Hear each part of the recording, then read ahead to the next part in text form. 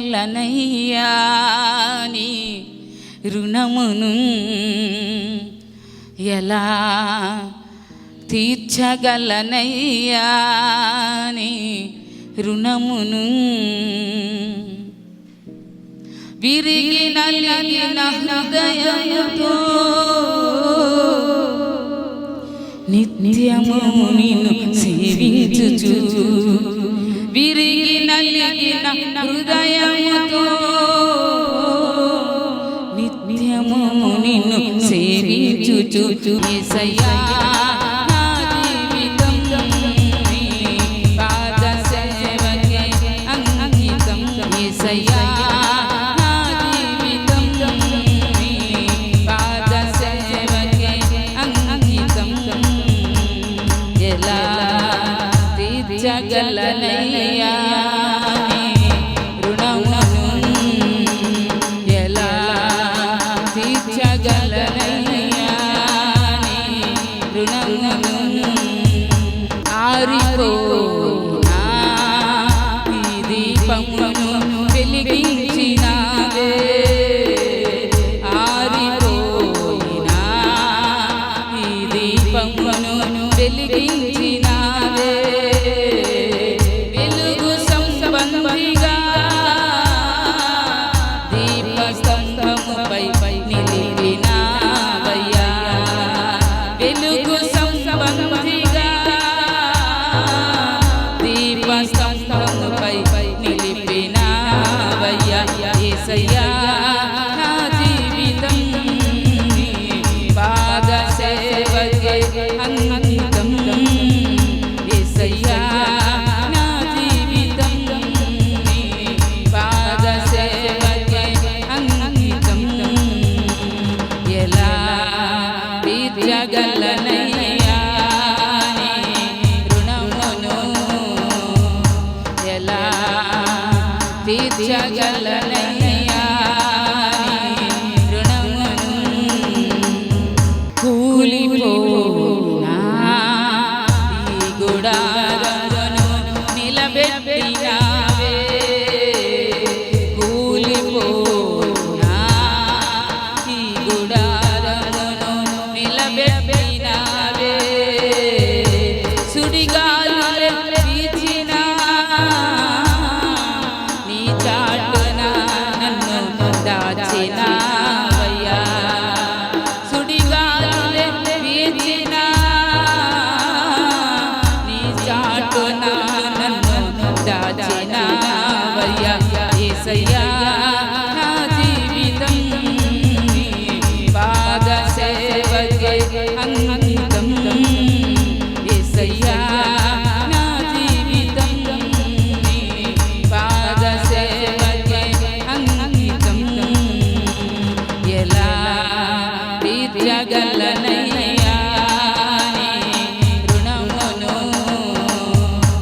ఎలా తీర్చగలనయ్యా నీ రుణమును పిలుచుకొనివే దూతలు చేయని నీ దివ్య సేవకు పిలుచుకొనివే దూతలు చేయని నీ దివ్య సేవకు మందసము మోసే అభిషేకమును ఇచ్చినావయ్యా మందసము మోసే అభిషేకమును ఇచ్చినావయ్యా యేసయ్యా నా జీవితం నీ పాద సేవకే అంకితం యేసయ్యా నా జీవితం నీ పాద సేవకే అంకితం దేవుని పరిశుద్ధ నామానికి మహిమ కలుగునుగాక ఆమెన్ ఆమెన్ ఆమెన్ కీర్తనల గ్రంథం 91లో ఒక చాటు ప్రతి వారికి కూడా అవసరమైంది. ఒక చాటు మనకి నీడ కావాలంటే ఎండ టైంలో ఒక చాటున మనం నిలబడతాం, చాటుకు వచ్చేస్తాం. ఇంటి లోపలికైనా లేకపోతే ఏదన్నా ప్రక్కన ఏదన్నా అది చాటు ఉంటుంది మనకి అని అనిపిస్తే ఆ చాటులోకి మనం వెళ్ళిపోతాం. ఎందుకు? మనకి నీడ కావాలి కనుక. ఇక భక్తుడు చెప్తా ఉన్నాడు, ఈయనకట మహోన్నతుని చాటున నివసిస్తూ ఉన్నాడట. ఈయన మహోన్నతుడు. దేవుడు ఎవరంటే మహోన్నతుడు. ఆయన చాటున నివసిస్తున్నాడట ఈయన. ఇంకా ఆయన చాటున నివసిస్తూ సర్వశక్తుని నీడను విశ్రమిస్తూ ఉన్నాడు. అందుకే ఈయన చెప్తూ ఉన్నాడు, మహోన్నతుని చాటున నివసించేవాడే సర్వశక్తుని నీడను విశ్రమించేవాడు అని. ఈ భక్తుడు చేస్తూ ఉన్నాడు ఆ విధంగా. అదే ప్రకారంగా మనకి కూడా చెప్తా ఉన్నాడు. ఏమని? మహోన్నతుని చాటున నివసిస్తే మీరు కూడా సర్వశక్తిమంతుడైన దేవుని నీడలో మీరు విశ్రమించేవారు. నీడలు విశ్రమించటం అంటే అది చాలా చాలా వెయిట్ ఉంది ఆ మాటకి. విశ్రమించటం అంటే విశ్రాంతి తీసుకోవటం అని ఉంది అర్థం, లేకపోతే నిద్రపోవటం అని ఉంది. నిద్ర ఎప్పుడు వస్తుంది, విశ్రాంతి ఎప్పుడు కలుగుతుంది మనిషికి అంటే ఏ శోధన కానీ, ఏ శ్రమ కానీ, ఏ కష్టం కానీ ఏది లేకుండా ఉన్నప్పుడు, ఏ బాధ కానీ, ఏ రోగం కానీ ఉండకుండా ఉన్నప్పుడు. అటువంటిది ఈ యొక్క దేవుని నీడలో, మహోన్నతుడైన దేవుని నీడలో, ఆయన చాటులోనట అటువంటి విశ్రాంతి మనిషికి ఉంటుంది.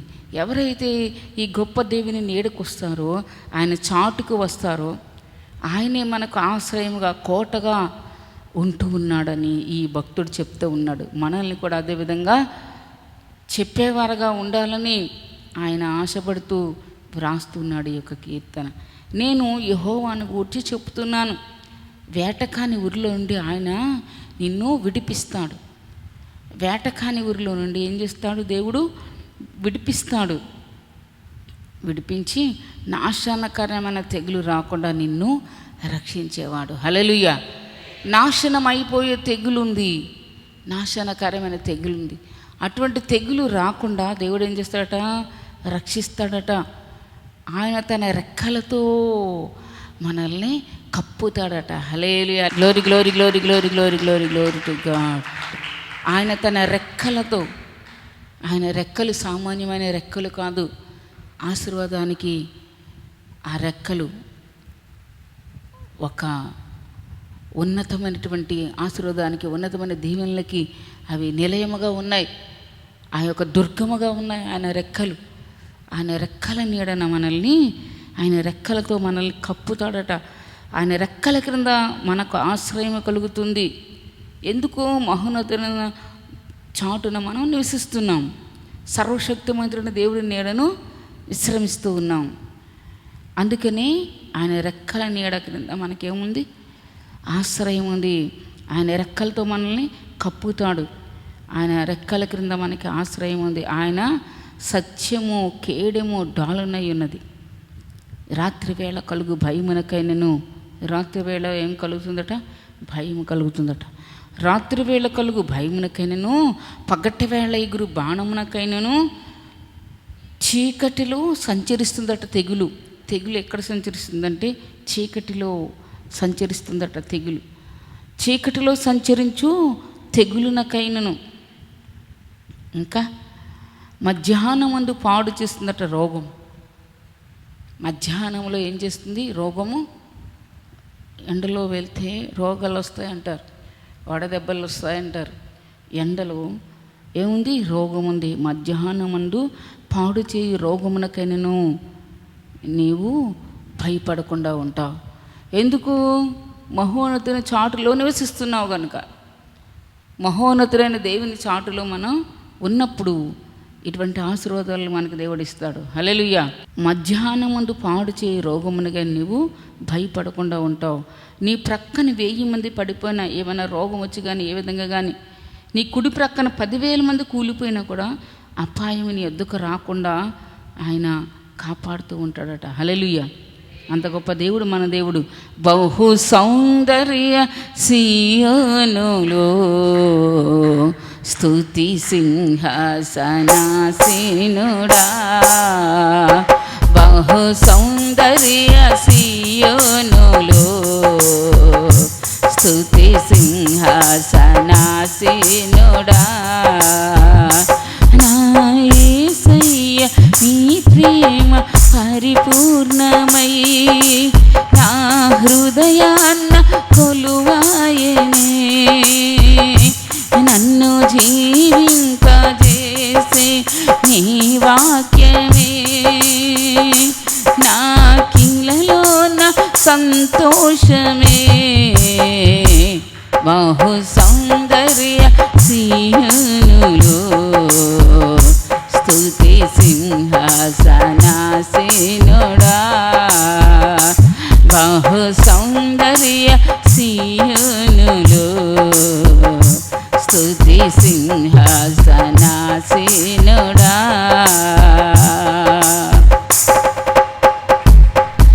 పరిశుద్ధతలో మహనీయుడవు పరిశుద్ధతలో మహనీయుడవు నీ వంటి దేవుడు జగమున లేడు నీ వంటి దేవుడు జగమున లేడు పరిశుద్ధతలో మహనీయుడవు నీ వంటి దేవుడు జగమున లేడు నాలో నిరీక్షణ నీలో సంరక్షణ నీకే నా హృదయార్పణ నాలో నిరీక్షణ నీలో సంరక్షణ నీకే నా హృదయార్పణ బహు సౌందర్య సీయోనులో స్తుతి సింహాసనాసీనుడా బహు సౌందర్య సీయోనులో స్తుతి సింహాసనాసీనుడా నా యేసయ్య నీ ప్రేమ పరిపూర్ణమై నా హృదయాన్న కొలువాయనే నన్ను జీవింపజేసే నీ వాక్యమే నా కిళ్ళలోన సంతోషమే బహు సౌందర్య సీనులో స్తుతి సింహాసనాసీనుడా బహు సౌందర్య సీనులో స్తుతి సింహాసనాసీనుడా glory glory glory glory glory glory to God hallelujah దేవుని పరిశుద్ధ నామానికి మహిమ కలుగునుగాక ఆమేన్ ఆమేన్ ఆమేన్ ఆయన నామమునికి స్తోత్రము కలుగునుగాక ఆమేన్ ఆమేన్ ఆమేన్ ఆమేన్ చీకటిలో సంచరించు తెగులనికైనను మధ్యాహ్నమందు పాడు చేయి రోగమునకైనా నీవు భయపడకుందువు నీ ప్రక్కన 1000 మంది పడినను నీ కుడి ప్రక్కన 10,000 మంది కూలినను అపాయమేమి నీ వద్దకు రాదు ఎండలో తిరక్కండి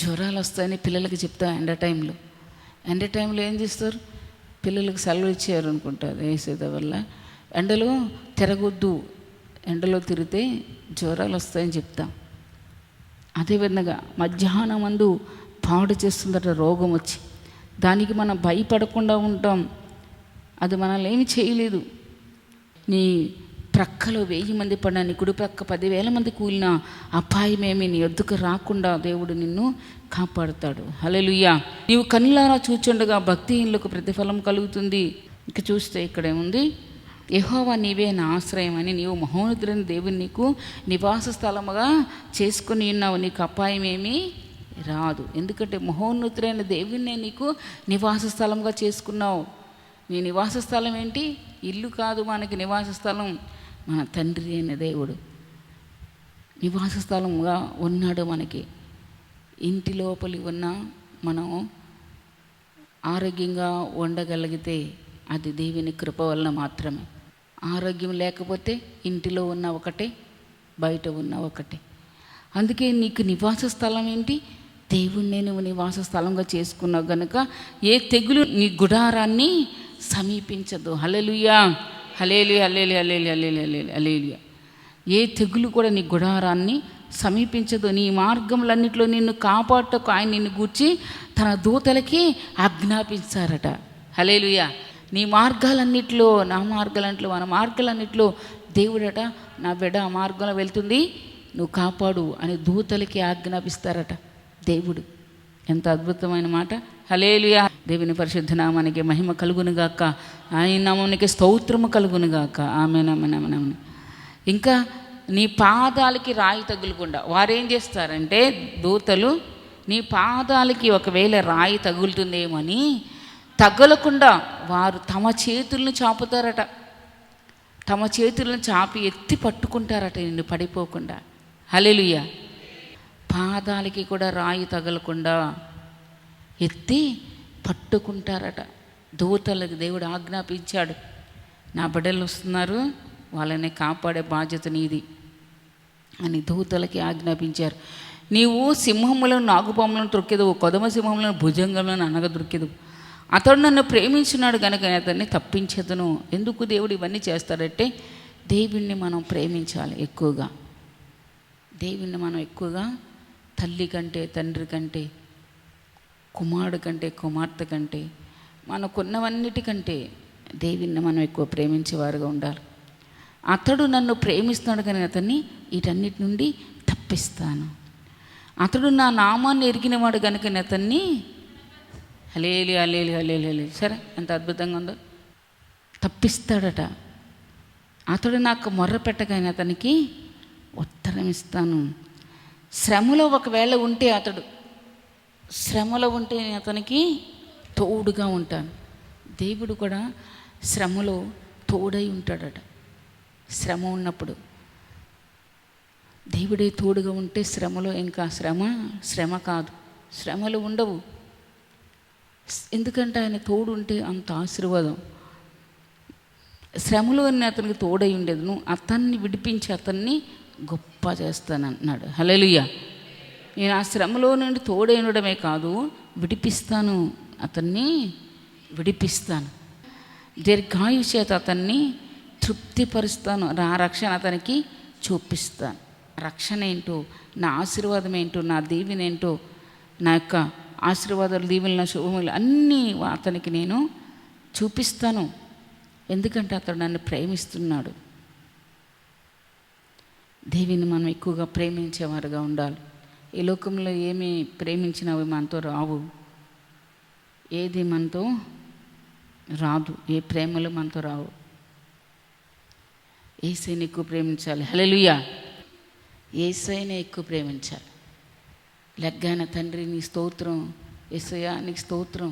అన్నిటిలో దేవుని ఎక్కువ ప్రేమించాలి. ఈరోజు అమ్మ ఉంటుంది, నాన్న ఉంటారు, రేపు ఉండకపోవచ్చు. ఈ ప్రేమ మనతో రాదు, ఈ లోకంతో వదిలిపోద్ది ఈ ప్రేమ. హల్లెలూయా. ఈ ప్రేమ మనతో వస్తుందా? మనతో వచ్చేది యేసయ్య ప్రేమ. ఇక్కడ ఉంటుంది, అక్కడ ఉంటుంది. అందుకే యేసయ్య అన్నారు, నాకంటే దేనిని ఎక్కువగా ప్రేమించద్దు. చూడండి, దేవుని ఎక్కువ మనం ప్రేమించాలట. ఆయనకంటే మనం దేన్ని కూడా ఎక్కువగా ప్రేమిస్తే నాకు పాత్రుడు కాదు. మార్కు సువార్తలో 10:28 పేతురు, ఇదిగో మేము సమస్తమును విడిచిపెట్టి నిన్ను వెంబడించుతామని ఆయనతో చెప్పసాగాను. అందుకు యేసు ఇట్లా, నేను నా నిమిత్తమును సువార్త నిమిత్తమును ఇంటినైనను, అన్నదమ్ములనైనా, అక్క చెల్లెలనైనా, తల్లిదండ్రులనైనా, పిల్లలనైనను, భూములనైనా విడిచినవాడు ఇప్పుడు ఇహమందు హింసలతో పాటు నూరంతలుగా ఇండ్లను, అన్నదమ్ములను, అక్క చెల్లెలను, తల్లులను, పిల్లలను, భూములను రాబో లోకమందు నిత్య జీవనం పొందుదని మీతో నిశ్చయముగా చెప్పుచున్నాను. మొదటివారు అనేకులు, కడపటివారగుదురు, కడపటివారు మొదటివారగుదురు అన్నారు యేసయ్య. ఏమన్నారు? నా నిమిత్తమును సువార్త నిమిత్తమును ఇంటినైనా, అన్నదమ్ములైనా, అక్క చెల్లెలైనా, తల్లిదండ్రులైనా, పిల్లలనైనా, భూములైనా విడిచిన వాడు ఇప్పుడు ఇహమందు హింసలతో పాటుగా 100 ఇస్తాడట. ఆయన రాబో లోకమందు నిత్య జీవాన్ని కూడా ఇస్తాడట. అంటే ఈ లోకంలో మనందరూ ఎవరు? అన్నదమ్ములు, అక్క చెల్లు, అది ఇవ్వటం అంటే. కనుక ప్రతి ఒక్కరు యేసుని ఎక్కువ ప్రేమించాలి. ఆయన ప్రేమ శాశ్వతమైనది. ఇక్కడ అక్కడ కూడా మనల్ని కాపాడే ప్రేమ నరకం నుండి తప్పించే ప్రేమ. యేసయ్య ప్రేమ. మన కోసం ప్రాణం పెట్టిన వారు ఎవరు లేరు. ఏ దేవుడు కూడా ప్రాణాన్ని పెట్టలేదు ఎవరి కోసం కూడా. యేసయ్య మాత్రమే ప్రాణం పెట్టారు. ఎందుకంటే మనల్ని ఆయన చేతితో నిర్మించాడు. ఆయన బిడ్డలుగా మనం బాధపడితే ఆయన చూడలేని దేవుడు. హల్లెలూయా. కనుక ప్రతి ఒక్కరు కూడా ఆయన ఎక్కువ ప్రేమిద్దాం. దేవుడి వాక్యం దించడానికి ఇస్తున్నాము. ఆమేన్. ఓరి బాబా బాబా బాబా బాబా యేసువే ప్రేమ, యేసయ్య ప్రేమ, ప్రేమ మెస్సయ్య ప్రేమ, ప్రేమ యేసయ్య ప్రేమ, ప్రేమ మెస్సయ్య ప్రేమ, ప్రేమ యేసయ్య ప్రేమ, ప్రేమ మెస్సయ్య ప్రేమ. అది మారనిది, మరువనిది, విడువనిది, ఎడబాయనిది. మారనిది, మరువనిది, విడువనిది, ఎడబాయనిది. నేను పుట్టక ముందే నన్ను ఎన్నుకున్న ప్రేమ, నేను గిట్టక ముందే ఏర్పరచుకున్న ప్రేమ. నేను పుట్టక ముందే నన్ను ఎన్నుకున్న ప్రేమ, నేను ఎన్నక ముందే నన్ను ఎత్తుకున్న ప్రేమ. నీ ఏడుస్తుంటే ఎత్తుకున్న ప్రేమ, తన కృపలో నన్ను దాచుకున్న ప్రేమ. నీ ఏడుస్తుంటే ఎత్తుకున్న ప్రేమ, తన కృపలో నన్ను దాచుకున్న ప్రేమ. అది మారనిది, మరువనిది, విడువనిది, ఎడబాయనిది. మారనిది, మరువనిది, విడువనిది, ఎడబాయనిది. ప్రేమ యేసయ్య ప్రేమ, ప్రేమ మెస్సయ్య ప్రేమ, ప్రేమ యేసయ్య ప్రేమ, ప్రేమ మెస్సయ్య ప్రేమ.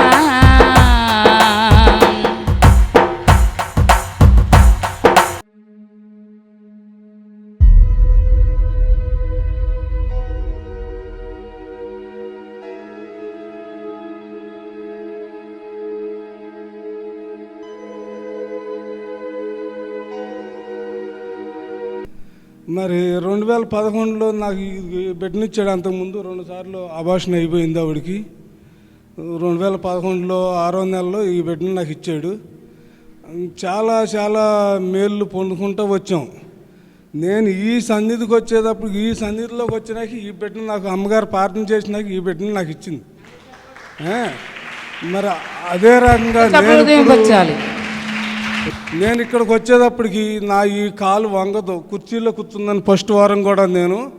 2వ వారం వచ్చేటప్పటికి ఒక మాదిరిగా ఇట్లా కూర్చోగలిగాను. కొంచెంసేపు కుర్చీలో కూర్చొని కొంచెం మాలు కింద కూర్చొని అట్లా చేయడం జరిగింది. ఇప్పుడు ఫ్రీగా నేను కింద కూర్చోగలుగుతున్నాను. మరి 2 నెలల నుంచి మా ఓనర్ గారు జీతం ఇవ్వాలన్నారు. అందరూ కూడా మీ ఓనర్ ఎవరు చూసినా 2 నెలలు 3 నెలలు చేసి వెళ్ళిపోతామే, కానీ నేను 9 నెలలు చేసి ఇప్పుడు ఇది 10వ నెల. ఆయన అమ్మగారి దగ్గరికి వచ్చి ప్రార్థన చేసినాక, అమ్మగారు చేసినాక ఆయన అంతటికి ఆయన పిలిచి నాకు జీతం ఇచ్చాడు. ఆయన